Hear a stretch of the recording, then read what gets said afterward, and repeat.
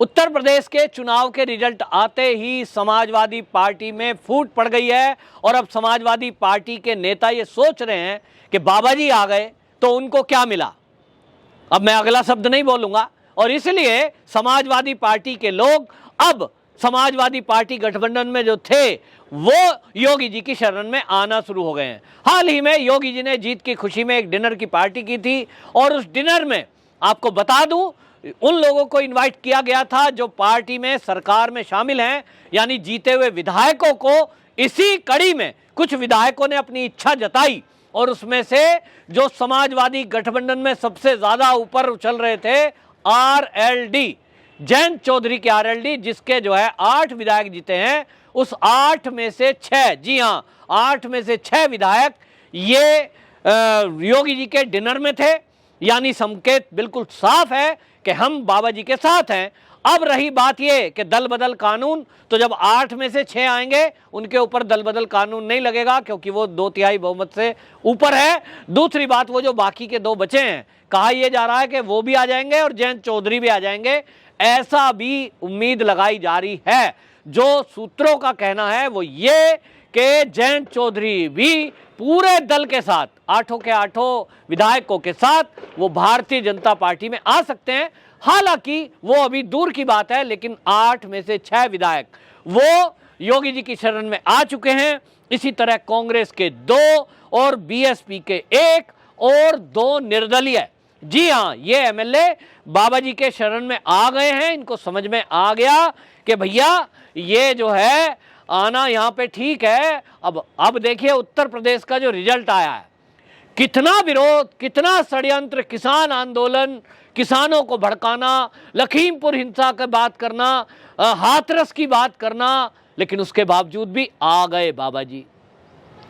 तो अब राजनीतिक पंडितों को लग गया कि देखिए गठबंधन में सारे साथ थे, कांग्रेस, बसपा, आरएलडी, सपा, ओवैसी सब मिल रहे थे, तो भी बीजेपी आ गई। अब बसपा अलग थी, बाकी सारे एक थे। जिस कांग्रेस को आप कहें वो कांग्रेस दिखावे में अलग थी, अंदर अंदर वो जितनी वोटें लाई है उसको मुस्लिम वोट नहीं मिले। ध्यान करना, सारी सीटों पे देख लीजिए, हालांकि उनकी 97% सीटों पे जमानत जब्त हुई है, लेकिन ज्यादातर सीटों पे आप काउंटिंग करिए, जो कांग्रेस को वोट मिले हैं वो लड़कियों के वोट है ज्यादातर। लड़की हूं, लड़ सकती हूं, स्कूटी दूंगी, ऐसे ऐसे लक्ष्य ये था कि हिंदुओं की वोट काट दें, मुस्लिम वोट तो सपा को मिलेगी ही। 95% मुस्लिमों की वोट समाजवादी पार्टी को एक तरफा मिली है।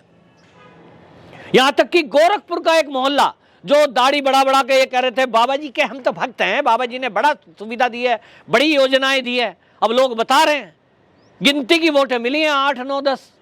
इसका मतलब तो सब फर्जी था। मीडिया में आप मीडिया में शकल दिखा रहे थे कि हम वोट बाबा जी को दे रहे हैं, वोट दे रहे थे आप समाजवादी को। इसका मतलब तो आप बाबा जी के जो योजनाएं हैं उसका लाभ लेकर उन्हें मूर्ख बना रहे थे।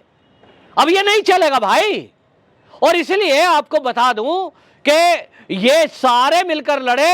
अब ये समझ गए हैं बाबा जी को हराना नामुमकिन है, सारे एक हो जाओ, उसके साथ कुछ जो है बाकी रावण जैसे लोग हो जाओ। फिर भी उसके बाद स्वामी प्रसाद मौर्य भी मिल गया, ओम प्रकाश राजभर भी मिल गया, राजभर वोट भी ले गया उधर। उसके बावजूद भी बाबा जी को हराना नामुमकिन है। और इसलिए आपको बता दूं, ये जो राजनीति को ठीक से समझते हैं उन्होंने समझ लिया है कि किसी और दल में जाकर टाइम खराब करने से कोई फायदा नहीं है, ना तो काम होंगे ना तो बात होगी। यहाँ कम से कम रहेंगे, आज नहीं तो कल मंत्रालय मिल सकता है, किसी बोर्ड के चेयरमैन बन सकते हो, कम से कम इतनी तो है कि आप पीएम सीएम से सीधी बात कर सकते हो।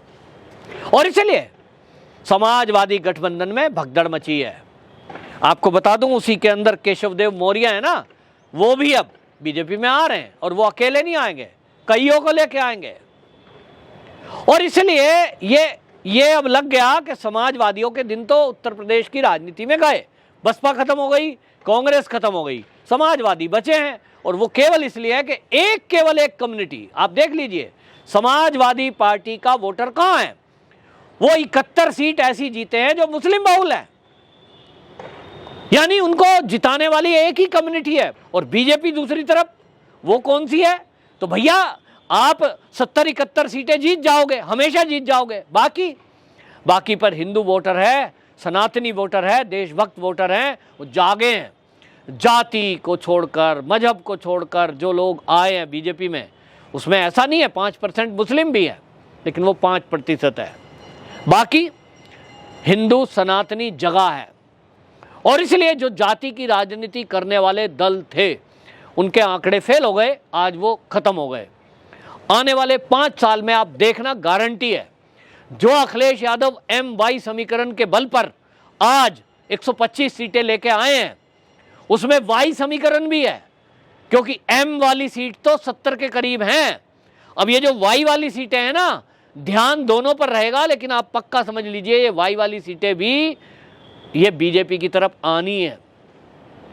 जिस तरह से अभी 20% Y vote, Yadav vote BJP को आया, वो है योजनाओं की वजह से, वो है ईमानदारी से नौकरी लगने की वजह से। और इसलिए आने वाले टाइम में ये होना है। तो राजनीति की समझ रखने वाले लोग ये समझ चुके हैं कि 5 साल एक तो मतलब ये है कि विपक्ष में बैठे, हल्ला गुल्ला करते रहें, और जरा बकवास की तो बाबा जी का बुलडोजर फिर चलने में देर नहीं लगाता। ये तो बाबा जी की स्टाइल सबको पता है। और इसलिए कोई पंगे लेना नहीं चाहता। समझदार आदमी, आपको बता दूं, जो समझदार हैं वो तो मंत्री पद की शपथ ग्रहण समारोह के पहले ही योगी बाबा जी को बोल चुके, नमस्कार बाबा जी, हम आ रहे हैं आपके पास, पार्टी हमसे ले लो, हमारे यहाँ आ जाओ। मतलब डिनर जो दिया था ना, वो डिनर में लोग डर रहे हैं, भाई ऊपर से नहीं आ रहे, अंदर से हम साथी हैं। और आप देखना बड़ा विस्फोट होगा, क्योंकि लोग समझ रहे हैं मंत्रिमंडल के शपथ ग्रहण से पहले आ गए तो भैया इसी 50 मंत्रिमंडल के जो ये शपथ ग्रहण होगा, इसी में नंबर आ जाएगा, वरना वेट करना पड़ेगा। और इसलिए ये तय है कि विपक्ष तो उत्तर प्रदेश में समाजवादी पार्टी का रहेगा, लेकिन जो राष्ट्रवादी विचारधारा नहीं रखता, जो सांप्रदायिक विचारधारा को रखता हो, कट्टरवादी दिमाग में सोच हो कि भाई आपस में लड़ाओ, फूट डालो, राज करो, वो लोग कभी नहीं आएंगे बीजेपी में, क्योंकि उनकी दाल तो गलेगी नहीं। बीजेपी में ऐसे लोगों की दाल नहीं गलती। बीजेपी में चाहिए राष्ट्रवादी सोच के व्यक्ति, कोई धर्म हो, कोई जाति हो, लेकिन राष्ट्रवादी सोच यदि है, आप देश की उन्नति चाहते हैं, उत्तर प्रदेश की उन्नति चाहते हैं, आप समाज के लिए कुछ करना चाहते हैं, तो भाजपा में आपके लिए जगह है। कांग्रेस छोड़कर बहुत सारे लोग आए अभी तक, बढ़िया काम कर रहे हैं, CM तक बना दिया। व्यक्ति चाहिए ऐसा, तो व्यक्ति चाहिए। बीजेपी को तलाश है राष्ट्रभक्तों की। राजनीति में ऐसे लोग आगे आ रहे हैं, और जो स्वार्थी हैं वो स्वामी प्रसाद मौर्य जैसे लोग हैं, छोड़ के चले जाएंगे। ओम प्रकाश राजभर जैसे लोग हैं, चले जाएंगे। तो ये लोग जो है, अब गठबंधन में फूट डल चुकी है।